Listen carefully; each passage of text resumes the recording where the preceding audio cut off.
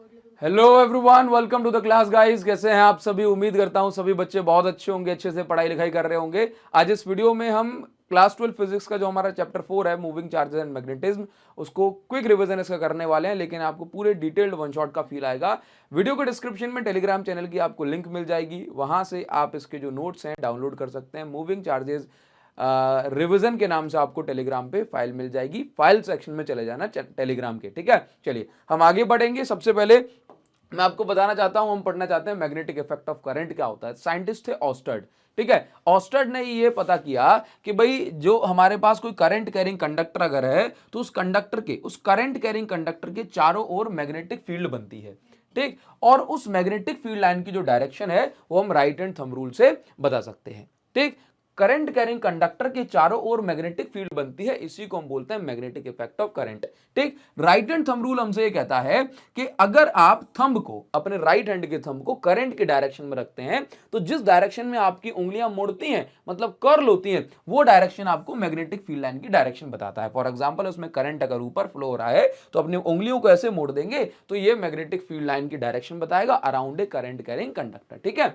आगे हम बढ़ेंगे और नेक्स्ट हम पढ़ेंगे, देखो आपने अभी क्या पढ़ा कि करंट कैरिंग कंडक्टर के अराउंड बन रही है मैग्नेटिक फील्ड। इसका मतलब यह हुआ कि करंट कैरिंग कंडक्टर में आखिरकार है क्या? आखिरकार उसके अंदर मूविंग चार्जेस ही तो हैं। तो हम ऐसा बोल सकते हैं कि जो मैग्नेटिक फील्ड है ये मूविंग चार्जेस के द्वारा प्रोड्यूस करी जाती है, यानी कि मैग्नेटिक फील्ड मूविंग चार्जेस के द्वारा बनाई जाती है। लेकिन आपको यह भी समझना है कि अगर आपसे कहा जाए कि मूविंग चार्जेस क्या बनाते हैं, तो याद रखिए आप बताएंगे कि क्योंकि वो चार्ज है तो इलेक्ट्रिक फील्ड बनाना उसका जन्म सिद्ध अधिकार है, लेकिन वो मूविंग चार्ज है इसलिए वो मैग्नेटिक फील्ड भी बनाएगा। आगे ट्विस्ट है, ठीक। चलिए आगे आपसे कहा जाए कि अगर रेस्ट चार्ज है, रुका हुआ चार्ज है, तो वो सिर्फ इलेक्ट्रिक फील्ड बनाएगा। और अगर किसी ने आपसे पूछ लिया कि करंट कैरिंग कंडक्टर, कौन पूछेगा? एग्जामिनर। करंट कैरिंग कंडक्टर क्या बनाता है? तो याद रखिए करंट कैरिंग कंडक्टर सिर्फ मैग्नेटिक फील्ड बनाता है। अब आप ये कहेंगे कि सर करंट कैरिंग कंडक्टर के पास तो मूविंग चार्ज है ना, तो आंसर है करंट कैरिंग कंडक्टर के पास चार्जेस मूव तो कर रहे हैं, लेकिन उस कंडक्टर के पास कोई नेट चार्ज, कोई एक्स्ट्रा चार्ज नहीं है, कोई एक्सेस चार्ज नहीं है, ठीक है। तो आप याद रखेंगे कि करंट कैरिंग कंडक्टर के पास कोई नेट चार्ज नहीं होता, इसलिए वो मूव जो है मैग्नेटिक फील्ड ही सिर्फ बनाते हैं। क्योंकि करंट कैरिंग कंडक्टर में क्या है, एक चार्ज, इलेक्ट्रॉन यहां जा रहे हैं, पॉजिटिव की डायरेक्शन यहां है ना, तो इसलिए जो नेट चार्ज जो है ये इनके पास नहीं होता, तो सिर्फ ये क्या बनाते हैं? ओनली मैग्नेटिक फील्ड बनाते हैं, ठीक है। चलिए हम आगे बढ़ेंगे और नेक्स्ट पढ़ेंगे भाई लॉरेंट्ज फोर्स। अभी लॉरेंट्ज फोर्स क्या होता है? देखो जब कोई चार्ज मैग्नेटिक फील्ड में एंटर करता है तो उस चार्ज पे फोर्स लगता है, और उसी फोर्स को हमने बोला लॉरेंट्ज फोर्स या मैग्नेटिक लॉरेंट्ज फोर्स, ठीक है। अभी जो लॉरेंट्ज फोर्स है उसके अकॉर्डिंग किसी चार्ज पे, मूविंग चार्ज पे मैग्नेटिक फील्ड में जो फोर्स है वो हम इस फॉर्मूले से कैलकुलेट कर लेते हैं, F is equal to Q V B sine theta. Q charge है, वी वेलोसिटी, अभी मैग्नेटिक फील्ड, और थीटा जो है ये मूविंग चार्ज की वेलोसिटी और मैग्नेटिक फील्ड के बीच का एंगल है, ठीक है। आप समझिए अभी, जैसे अगर मैं आपसे कह रहा हूं कि इसको वेक्टर फॉर्म में लिखना है तो वेक्टर फॉर्म में हम साइन थीटा हटाएंगे, क्रॉस लगा देंगे, बस ये वेक्टर फॉर्म में आ जाएगा विद प्रॉपर वेक्टर नोटेशन, ठीक।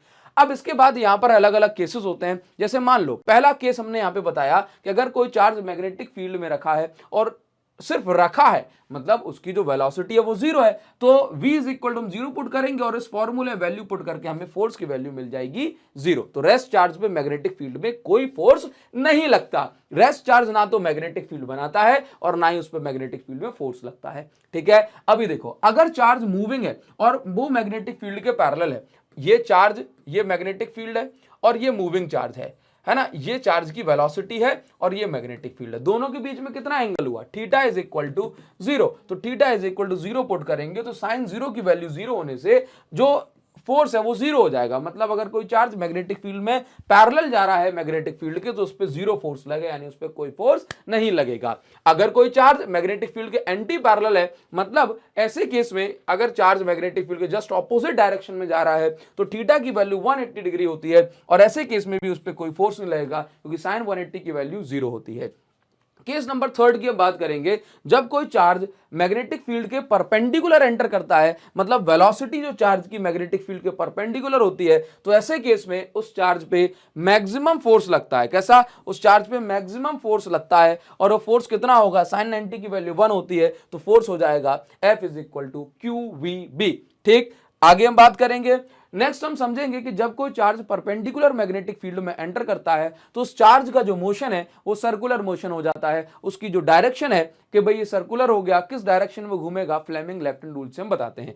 फ्लेमिंग लेफ्ट हैंड रूल आप समझते हैं। फ्लेमिंग लेफ्ट हैंड रूल में जो थंब होता है वो क्या बताता है कि भाई फोर्स किस डायरेक्शन में लगेगा। जो फोर फिंगर है, थंब क्या बताएगा, फोर्स बताएगा। फोर फिंगर क्या बताएगी कि भाई मैग्नेटिक फील्ड की डायरेक्शन क्या है, ठीक है। और मिडिल फिंगर क्या बताएगी, मिडिल फिंगर बताएगी कि पॉजिटिव चार्ज किस डायरेक्शन में जा रहा है। नेगेटिव के लिए ऑपोजिट फोर्स हो जाता है, ठीक है। एग्जांपल के तौर पे आपको ये बताता हूं कि ये मैग्नेटिक फील्ड है। अगर कोई चार्ज मैग्नेटिक फील्ड में ऐसे ऊपर की साइड जा रहा है, समझना, ये चार्ज ऊपर की साइड जा रहा है, ठीक, तो हम क्या करेंगे, पॉजिटिव चार्ज हम कंसीडर कर रहे हैं, तो पॉजिटिव चार्ज जो जा रहा है उसकी डायरेक्शन में अपनी ये मिडिल फिंगर रखेंगे ऊपर की साइड। मैग्नेटिक फील्ड कहां है, अंदर की साइड। तो देखो मैग्नेटिक फील्ड वाली फिंगर अंदर, चार्ज कहां जा रहा है, ऊपर, तो थंब कहां जाएगा मेरा, इस डायरेक्शन में। तो इसका मतलब ये चार्ज जाएगा तो ऊपर, लेकिन इसे फोर्स लगेगा लेफ्ट में, तो ये चार्ज सीधे जाने के बजाय लेफ्ट में फोर्स लगा तो हल्का सा ये इस साइड चला गया। अब इसी तरीके से हमने फ्लेमिंग के लेफ्ट हैंड रूल का इस्तेमाल करते हुए क्या किया, मैग्नेटिक फील्ड की डायरेक्शन में फिंगर, ठीक, चार्ज कहां जा रहा है, ऐसे, फोर्स कहां लग रहा है, देख रहे हो, नीचे। इसका मतलब इस पे ऐसा फोर्स लग गया, ऐसे जा रहा था, ठीक है, ऐसे जा रहा था, लेकिन क्या हुआ, अब इस पे नीचे की साइड फोर्स लगा, ये ऐसे टिल्ट हो गया, ऐसे टिल्ट हो गया हल्का सा, ठीक है। फिर सीधा जा रहा था, फोर्स लगा नीचे की साइड, तो ऐसे हो गया। फिर नीचे जा रहा था, ये ऐसे, फिर ये इस तरीके से। तो अगर हम इसको पूरा देखेंगे तो किस डायरेक्शन में, मतलब ये कैसे जो है घूम जाएगा, इसका मोशन सर्कुलर मोशन हो जाएगा। तो हम याद रखेंगे कि motion of charge in perpendicular magnetic field is circular motion. कैसा मोशन है, सर्कुलर मोशन है, ठीक है। तो जब कोई चार्ज मैग्नेटिक फील्ड में परपेंडिकुलर एंटर करता है तो उसका जो मोशन है वो सर्कुलर मोशन हो जाता है, ठीक है। और इस मोशन के दौरान याद रखेंगे कि चार्ज की जो स्पीड है वो नहीं बदलती, स्पीड नहीं बदलती। मैंने कहा वेलोसिटी बदलती है, क्योंकि वेलोसिटी वैल्यू, मैग्नीट्यूड और डायरेक्शन दोनों से मिलकर बनती है।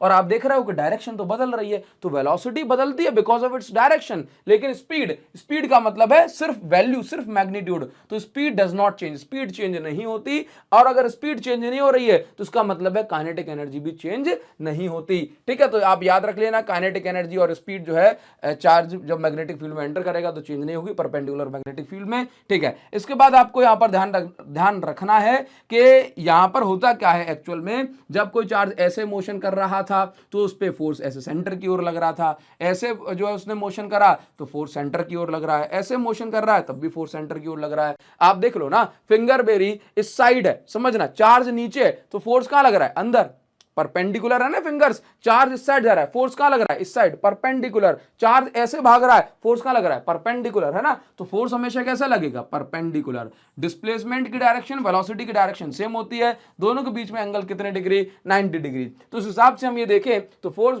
वर्क का फॉर्मूला होता है force into displacement into cos theta. तो थीटा की जगह 90 डिग्री पुट करने पे हमें मिला कि वर्क की वैल्यू जो है ये 0 है। क्लियर है। तो परपेंडिकुलर मैग्नेटिक फील्ड में कोई वर्क नहीं होता चार्ज को घुमाने के लिए, ठीक। चलिए आगे बढ़ेंगे। अगर हम बात करेंगे जैसे चार्ज ये परपेंडिकुलर मैग्नेटिक फील्ड में सर्कुलर मोशन कर रहा है, तो फिर इसकी सर्कुलर मोशन कर रहा है तो सर्कल की रेडियस क्या होगी, तो रेडियस होगी r is equal to mv upon QB. मैं आपको बताना चाहता हूं सारे फॉर्मूले कहां से बनते हैं। जब कोई चार्ज मैग्नेटिक फील्ड में एंटर कर रहा है या सर्कुलर मोशन कर रहा है तो उस पर सेंट्रीपिटल फोर्स लगेगा, और वो सेंट्रीपिटल फोर्स किसने लगाया, मैग्नेटिक फोर्स ने, ठीक है। तो कितना हो गया, QVB।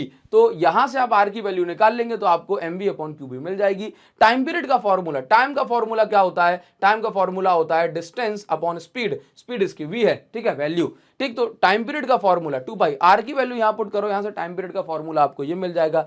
फ्रीक्वेंसी होती है 1 सेकंड में कितने साइकिल पूरे कर लिए, ठीक है। तो फ्रीक्वेंसी का फॉर्मूला टाइम पीरियड के जस्ट ऑपोजिट होता है, 1/t होती है क्योंकि फ्रीक्वेंसी। काइनेटिक एनर्जी का फॉर्मूला सिमिलरली हमने यहीं से निकाल लिया, mv स्क्वायर की वैल्यू हो गई RQV, ठीक है, ये वैल्यू हो गई 1/2 का इंटू इस साइड किया, 1/2 का इंटू इस साइड किया, ये बन गया काइनेटिक एनर्जी, और ये हो गया काइनेटिक एनर्जी का फॉर्मूला। तो ये हमारे पास ये निकल के आ गया। अभी हम आगे बढ़ेंगे। अब ये तो था परपेंडिकुलर मैग्नेटिक फील्ड वाला सीन। अब अगर कोई चार्ज मैग्नेटिक फील्ड में परपेंडिकुलर एंटर ना करते हुए मैग्नेटिक फील्ड में कुछ पर्टिकुलर एंगल थीटा बनाते हुए एंटर कर रहा है, जैसे कि ये चार्ज है, मान लो ये चार्ज Q है। अब ये Q चार्ज मैग्नेटिक फील्ड में ऐसे एंटर करता है तो इसका मतलब है मैग्नेटिक फील्ड के साथ ये चार्ज की वेलोसिटी थीटा एंगल बना रही है। तो हम इस वेलोसिटी को दो कंपोनेंट में रिजॉल्व करेंगे। देखो वेलोसिटी ऐसे है चार्ज की। तो इसका मतलब है ये आगे भी है ऊपर भी है, आगे भी जा रहा है चार्ज, ऊपर भी जा रहा है। तो चार्ज आगे जा रहा है, इसका एक कंपोनेंट हमने किया, थीटा से लगने वाला कंपोनेंट कहलाता है कॉस थीटा। तो वेलोसिटी का एक component v cos theta, velocity का दूसरा कंपोनेंट क्या कहलाएगा, v sin थीटा कहलाएगा। बताइए जरा, क्लियर है? अब आप मुझे बताइए कि परपेंडिकुलर कौन सा कंपोनेंट है, v sin थीटा। तो परपेंडिकुलर कंपोनेंट को मैग्नेटिक फील्ड गोल गोल घुमा देगी। v cos थीटा के कारण जो चार्ज है वो आगे बढ़ेगा। तो इसका मतलब है कि चार्ज गोल गोल भी घूमेगा और आगे भी बढ़ेगा, चार्ज गोल गोल भी घूमेगा और आगे भी बढ़ेगा। समझ गए? गोल भी घूमना है, आगे भी बढ़ना है। तो इसका मोशन कैसा हो जाएगा, हेलिकल मोशन हो जाएगा। कैसा मोशन हो गया, हेलिकल मोशन। ठीक है, तो मोशन कैसा है, मोशन इज हेलिकल। ठीक है, और ऐसे केस में आपको टाइम पीरियड का फॉर्मूला देखो, टाइम पीरियड ना तो पिछले केस में और ना अभी, टाइम पीरियड वेलोसिटी पे डिपेंड नहीं करता। आपके एक नंबर में पूछा जा सकता है कि time period is independent of velocity. ठीक है, 2 पाई m अपॉन क्यूबी आ गया। रेडियस का फॉर्मूला mv अपॉन क्यूबी था। तो यहां पर देखो v रेडियस यानी सर्कुलर मोशन के लिए कौन सा कंपोनेंट जिम्मेदार, परपेंडिकुलर कंपोनेंट जो कि है v sin थीटा। तो v की बजाय हमने लिया v sin थीटा वाला कंपोनेंट बन गया। पिच क्या होता है, जब एक टर्न और दूसरे टर्न के बीच की जो हॉरिजॉन्टल डिस्टेंस है इसको हमने बोला पिच है। भाई साहब ये क्या है, पिच है। ठीक, अब आप ये देखिए कि जो पिच है, पिच हॉरिजॉन्टल डिस्टेंस का फॉर्मूला क्या है, स्पीड इनटू टाइम। स्पीड, कौन सी स्पीड इसको इस साइड लेके जा रही है, कौन सी स्पीड इसको हॉरिजॉन्टल मोशन करा रही है, v cos थीटा। तो स्पीड की जगह हमने लिख दिया v cos थीटा। ठीक है, इसके बाद टाइम पीरियड, कितना टाइम इसको लगा। ठीक, तो यहां से आगे जाने में कितना टाइम लगा, एक टाइम पीरियड के बराबर। तो हमने उसकी जगह टाइम पीरियड की जगह क्या लिख दिया, 2 पाई m अपॉन क्यूबी, जो कि टाइम पीरियड का फॉर्मूला है। ठीक है, तो बस ये हो गया पिच का जो है हमारे पास फॉर्मूला। अभी हम आगे बढ़ेंगे और अभी मैं आपको बताऊंगा कि मैग्नेटिक फील्ड किसी भी करंट कैरिंग कंडक्टर के कारण किस तरीके से पूछी जाती है और सवाल कैसे आता है। ठीक, मिल रहा है, ये मिल रहा है मूविंग चार्जेस एंड मैग्नेटिज्म, जो कि है हमारा चैप्टर 4। इस क्वेश्चन में क्या लिखा हुआ है, derive expression for magnetic field due to current carrying element. एक कोई करंट कैरिंग एलिमेंट, कोई करंट कैरिंग कंडक्टर होगा, उसके कारण जो मैग्नेटिक फील्ड हमें निकालनी होती है, ये हम निकालते हैं यूजिंग बायो-सावर्ट लॉ। तो देखिए भाई, बायो-सावर्ट लॉ क्या कहता है, इसको समझ लेते हैं। बायो-सावर्ट लॉ का काम होता है किसी भी करंट कैरिंग एलिमेंट के कारण मैग्नेटिक फील्ड निकालना। तो जैसे ये हमारे पास एक current carrying element X Y है, तो इसके कारण हमें पी पॉइंट पे इलेक्ट्रिक फील्ड निकालनी है। अगर हम right hand thumb rule use करेंगे तो इस पॉइंट पे जो मैग्नेटिक फील्ड होगी ये इसकी डायरेक्शन होगी इनवर्ड। यहां पर आप ये देख रहे हो, यहां पर ये करंट फ्लो हो रहा है आई, और एक छोटा सा एलिमेंट हमने कंसीडर कर लिया dl, जो कि इस डिस्टेंस के साथ जो एंगल बना रहा है दैट इज थीटा। तो यहां पर क्या कहा गया कि जो आइडियल के कारण या छोटे से लेंथ एलिमेंट के कारण जो यहां पर मैग्नेटिक फील्ड बन रही है, ये भी छोटी सी मैग्नेटिक फील्ड dB कहलाई। अभी आपको समझना है कि जो मैग्नेटिक फील्ड dB है ये कुछ फैक्टर्स पे डिपेंड करती है। पहला फैक्टर है कि magnetic field is directly proportional to current flowing in conductor. दूसरा कि भाई ये जो लेंथ एलिमेंट आपने कंसीडर करा है इसकी लेंथ क्या है। तीसरा, यहां पर जो एंगल बन रहा है इस एंगल पर भी डिपेंड करती है। तो dB is directly proportional to sine theta. Sine theta ही क्यों, आपको ये समझ में आएगा कि एक्चुअल में जैसे जैसे एंगल बढ़ता है 90 डिग्री पे मैग्नेटिक फील्ड मैक्सिमम हो जाती है और 0 डिग्री पे मिनिमम, तो ये साइन के फॉर्म में वेरी करती है। इसके बाद जो मैग्नेटिक फील्ड है ये इनवर्स स्क्वायर लॉ को फॉलो करती है। डिस्टेंस को 2 गुना बढ़ाएंगे तो मैग्नेटिक फील्ड 4 गुना कम हो जाएगी, डिस्टेंस को 3 गुना बढ़ाएंगे तो मैग्नेटिक फील्ड 9 गुना यानी कि स्क्वायर टाइम्स कम हो जाएगी। तो dB is directly proportional to 1/r square. इसके बाद हम आगे बढ़ेंगे और जो नेक्स्ट हम इन सभी पॉइंट्स को मिला देंगे तो बना dB is directly proportional to IDL sin theta upon r square. इसके बाद प्रोपोर्शनलिटी साइन हटाया तो यहां पर आ गया म्यू नॉट अपॉन 4 पाई, और ये जो म्यू नॉट अपॉन 4 पाई है यहां पर ये प्रोपोर्शनलिटी कांस्टेंट है। म्यू नॉट यहां पर परमेबिलिटी ऑफ फ्री स्पेस है, म्यू नॉट अपॉन 4 पाई की वैल्यू होती है 10⁻⁷ यूनिट है tesla metre ampere inverse. dB का जो फाइनल फार्मूला बना वो ये है, dB is equal to mu naught upon 4 pi IDL sin theta by r square. और यहां पर समझिए कि एक्चुअल में अगर मुझे वेक्टर फॉर्म लिखना है तो यहां पर r का इंटू ऊपर किया, r का इंटू नीचे किया, क्योंकि जो एंगल बन रहा है वो आइडियल वेक्टर और r वेक्टर के बीच में है। तो यहां पर r मिसिंग था तो हमने इंटू कर लिया। और उसके बाद यहां पर रूल क्या है, कॉस थीटा है तो कॉस थीटा को हटा के डॉट लगाते हैं, और अगर साइन थीटा है तो उसको हटा के क्रॉस लगाते हैं। तो यहां पर जो साइन थीटा लगा है इसको साइन थीटा हटाओ और क्रॉस लगाओ, तो साइन थीटा हटाया और क्रॉस लगा दिया, ये बन गया इसका वेक्टर फॉर्म जो कि काफी पूछा जाता है। तो magnetic field due to current carrying element का फॉर्मूला ये बन जाता है। अभी हम आगे बढ़ेंगे और नेक्स्ट क्वेश्चन में पहुंचेंगे, और अभी आपको समझना है magnetic field due to current carrying coil on its centre पे जो हमें मैग्नेटिक फील्ड निकालनी है। सबसे पहले हमने क्या करा, देखो बायो सेवर्ट लॉ का यूज हम करेंगे इसमें, तो आपको मिल जाएगा expression for magnetic field due to current carrying coil on its centre using Biot Savart law. तो इस चैप्टर में सभी डेरिवेशन जो है जिसमें बायो सेवर्ट लॉ का यूज होता है। सबसे पहले हमने मान लिया कि ये हमारे पास करंट कैरिंग कॉइल है, इसमें करंट जा रहा है कुछ इस प्रकार से और लौट के आ रहा है इस प्रकार से। हमने माना कि इस छोटे से पॉइंट पर हमने मान लिया एक छोटे से जो है लेंथ एलिमेंट जिसकी लेंथ है dl और उसमें करंट फ्लो हो रहा है I, तो ये बन गया IDL वेक्टर। करंट ऊपर है, मैग्नेटिक फील्ड इस हिसाब से अंदर होगी, तो क्रॉस से यहां पर मैग्नेटिक फील्ड को बताया जा रहा है। इसके बाद आप ये देखो IDL और मैग्नेटिक फील्ड के बीच में एंगल 90 डिग्री है और ये डिस्टेंस है r वेक्टर। ठीक है, बस इसी का हम यूज करेंगे। तो मैग्नेटिक फील्ड का फॉर्मूला क्या है, dB is equal to mu naught upon 4 pi IDL sin theta upon r square. यहां पर थीटा की वैल्यू 90 डिग्री है, वो हमने पुट करी, तो ये बन गया आइडियल अपॉन आर स्क्वायर। इसके बाद ये dB है, हमें चाहिए B टोटल मैग्नेटिक फील्ड। तो हमने क्या करा है, दोनों साइड इंटीग्रेशन कर दिया, इंटीग्रेशन करा, सारी चीजें बाहर आ गई, बस अंदर बच गया dl। dl का यहां पर इंटीग्रेशन होगा, dl इस सर्कल का छोटा सा जो है पार्ट है, तो सर्कल का पूरा पार्ट या पूरी लेंथ कितनी हो जाएगी 2 पाई r। तो यहां पर जो आप देख रहे हैं म्यू नॉट अपॉन 4 पाई r स्क्वायर लिखा है, यहां से हम इसको कैंसिल करेंगे तो यहां पर बच जाएगा mu naught I upon 2r। अगर कॉइल में n नंबर ऑफ टर्न्स हैं, जिसको मैं चलो ऐसे लिख देता हूं टोटल कैपिटल N, तो ये बन जाएगा mu naught NI upon 2r, mu naught NI upon 2r। ये बन गया हमारे पास, ये फाइनल फॉर्मूला है magnetic field on the centre of A current carrying coil. इसके बाद एक इंपॉर्टेंट डेरिवेशन और आ जाता है जिसको हम बोलते हैं expression for magnetic field due to a current carrying coil. लेकिन इस बार हमें मैग्नेटिक फील्ड निकालनी है एक्सिस पर, तो हमने लिखा on the axis of circular coil. काफी इंपॉर्टेंट है भैया, सारे बच्चे इसको देखेंगे ध्यान से। तो हमने कहा कि ये मेरे पास एक करंट कैरिंग कॉइल है और इस कॉइल की ये रही एक्सिस। इस पॉइंट पर हम देखेंगे कि भाई मैग्नेटिक फील्ड हमें निकालनी है, तो करंट जो है इस डायरेक्शन में जा रहा है, करंट इस डायरेक्शन में जा रहा है। यहां पर इस एलिमेंट के कारण जो मैग्नेटिक फील्ड होगी वो हम बात करेंगे। देखो सबसे पहले हमने डिस्टेंसेस मार्क कर ली और इस डिस्टेंस पर जो मैग्नेटिक फील्ड होगी, ये देखो जैसे ये डिस्टेंस कितनी है, ये डिस्टेंस r है, तो इस डिस्टेंस में जो मैग्नेटिक फील्ड है ये इसके परपेंडिकुलर होगी, इसको हम नाम दे दिया dB वेक्टर। इस डिस्टेंस में मैग्नेटिक फील्ड इसके परपेंडिकुलर होगी, इसको हमने नाम दे दिया dB वेक्टर। इसके बाद हमने यहाँ पे बताया कि ये एंगल फाई है, ये वाला एंगल भी फाई है, और इसके बाद हमने कहा कि अगर ये एंगल्स फाई है तो हमने इसको वर्टिकल के, ये एंगल फाई तो हमने ये वाले एंगल को भी फाई प्रूव कर दिया, ये एंगल फाई तो हमने ये वाले एंगल को भी फाई प्रूव कर दिया। और उसके बाद जो मैग्नेटिक फील्ड है इसके हमने अलग अलग कंपोनेंट कर लिए। डीबी का एक कंपोनेंट डीबी कॉस फाई,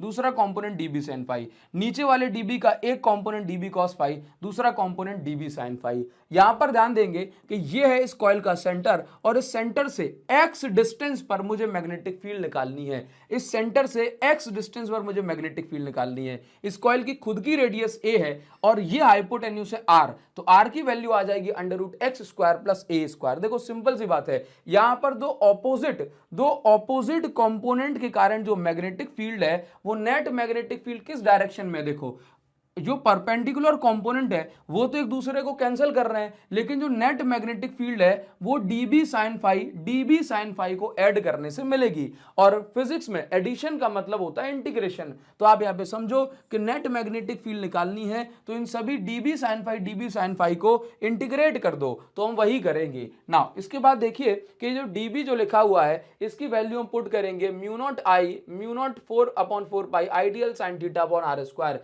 यहां पर जो थीटा है इसकी वैल्यू कितनी है 90 डिग्री, क्योंकि ये थीटा आपको भी यहां पर दिखाई नहीं देगा, इसको विजुलाइज करना पड़ेगा। आइडियल कुछ इस प्रकार से है और थीटा जो है ना, बच्चे समझते हैं कि थीटा ये एंगल है, ये एंगल नहीं है। इस तरह से रिंग की सरफेस पे ये एंगल है, तो इसे मेरी उंगली और इसके साथ जो एंगल बन रहा है वो 90 डिग्री है, तो यहाँ पर थीटा हम 90 डिग्री लेते हैं। इस डायग्राम में वो 90 डिग्री वो दिखाई नहीं पड़ता, आपको याद रख लेना है, ठीक है। डिटेल्ड वन शॉट में पूरा आपको विजुअलाइज करके सिखाता हूं और सिखाया भी है, तो यहां पर ध्यान रखेंगे। ये 90 हो गया, तो dB की वैल्यू आ गई mu naught upon 4 pi IDL upon r square. इसके बाद ये साइन फाई देख रहे हो, यहां पर हमने इस ट्राइंगल से ये क्या बन गया, ये बन गया बेस, ये बन गया परपेंडिकुलर, ये बन गया हाइपोटेन्यूज। तो परपेंडिकुलर अपॉन हाइपोटेन्यूज हमने निकाला तो ये बन गया a अपॉन r। बस ये वैल्यू हम पुट करेंगे। देखो b is equal dB sine phi है, dB की वैल्यू ये निकाल ली, साइन फाई की वैल्यू अभी हम पुट करेंगे perpendicular upon hypotenuse a upon r।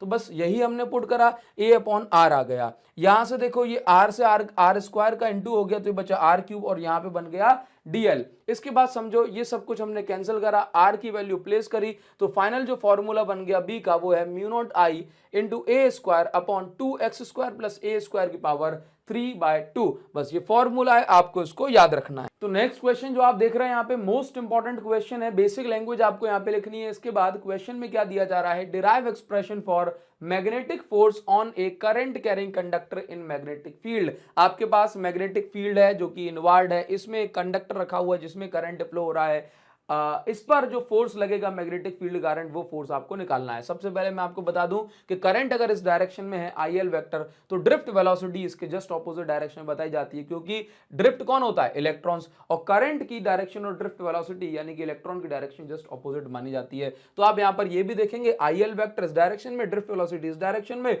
और इसी के कारण यहाँ पर क्वेश्चन में एक इंपॉर्टेंट माइनस साइन को इंक्लूड करा जाता है। नाउ देखो, जैसे ये पूरा कंडक्टर मैग्नेटिक फील्ड में रखा है तो उसके अंदर जो फ्री इलेक्ट्रॉन्स है वो भी मैग्नेटिक फील्ड में है, जो मोशन कर रहे हैं फ्री इलेक्ट्रॉन उन पे भी मैग्नेटिक फोर्स लगेगा। नाउ तो फोर्स ऑन सिंगल इलेक्ट्रॉन कितना है, फोर्स का फॉर्मूला होता है QVB sin theta, vector form में लिखते हैं तो QV क्रॉस B वेक्टर, ठीक है। नाउ इसके बाद आप यहां पे समझो कि एक इलेक्ट्रॉन है तो उस पर कितना चार्ज लगा, Q की जगह लिखा -E, वेलोसिटी की जगह लिखा ड्रिफ्ट वेलोसिटी, B वेक्टर की जगह B वेक्टर लिखा। अभी इसके अंदर टोटल फ्री इलेक्ट्रॉन्स कितने हैं, वो है कैपिटल N इंटू F।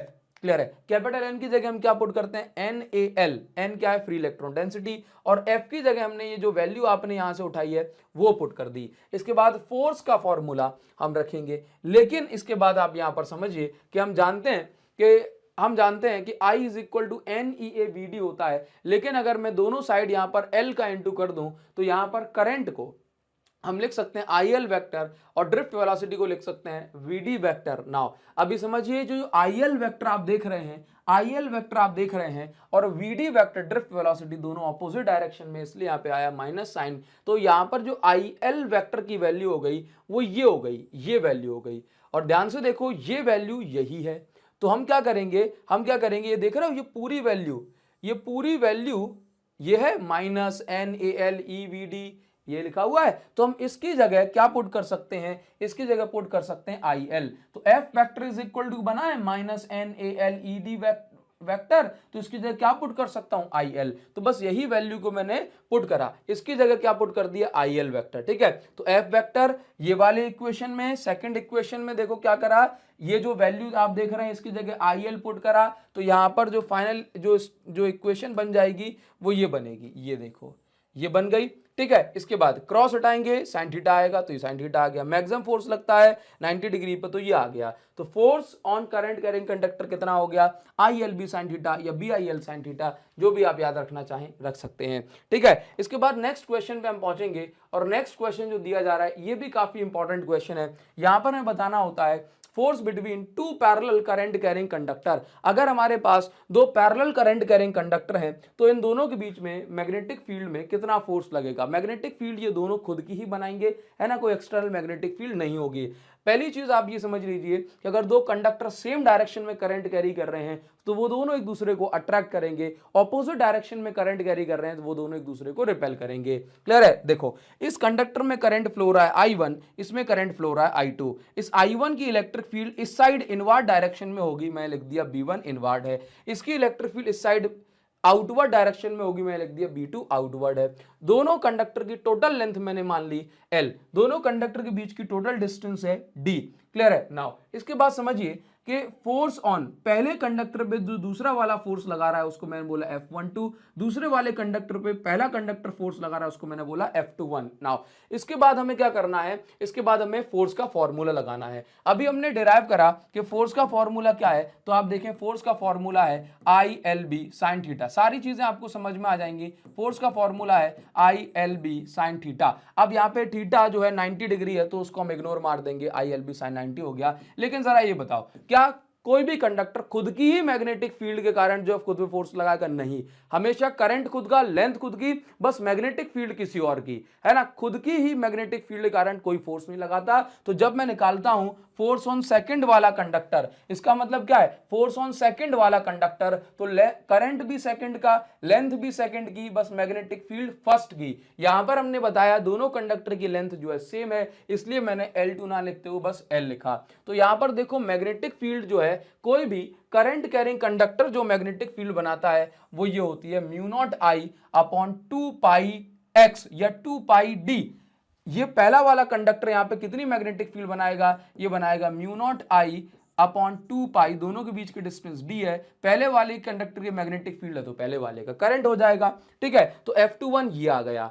इसके बाद क्या हुआ, हमें चाहिए फोर्स पर यूनिट लेंथ, है ना, तो इस L को हमने इस साइड भेजा, ये L इस साइड आ गया, तो क्या बचा, mu naught upon 2 pi D into I1 I2। तो फोर्स का जो, इसको हम लिख सकते हैं कैपिटल F, तो इसका फाइनल फॉर्मूला बन गया म्यू नॉट अपॉन 4 पाई 2 I1 I2 upon D. Clear है, उम्मीद करूंगा ये आपको समझ में आया होगा। बस इतना ही आपको यहाँ पर ध्यान देना है। जैसे आप ये देख रहे हो कि पहले कंडक्टर ने दूसरे कंडक्टर पे इतना फोर्स लगाया, तो आप ये देखेंगे सिमिलरली करके आप लिख सकते हैं, सिमिलरली जो फोर्स है ये पहला कंडक्टर दूसरे कंडक्टर पे भी कितना फोर्स लगाएगा पर यूनिट लेंथ, तो ये हो जाएगा mu naught upon 2 pi I1 I2 upon दोनों के बीच की डिस्टेंस। ठीक है, जिसको हम लिख सकते हैं capital F is equal to mu naught upon 2 pi I1 I2 upon दोनों के बीच की डिस्टेंस। ठीक है, तो इतना फोर्स लगने वाला है दोनों के बीच में, ये आपको ध्यान रखना है। अभी हम आगे बढ़ जाएंगे और नेक्स्ट जो हमें मिल रहा है अपना एम्पियर सर्किटल लॉ। जैसे आपने पढ़ा है गॉस लॉ से हम इलेक्ट्रिक फील्ड फाइंड आउट कर सकते हैं, वैसे ही एम्पियर सर्किटल लॉ से हम मैग्नेटिक फील्ड फाइंड आउट कर सकते हैं।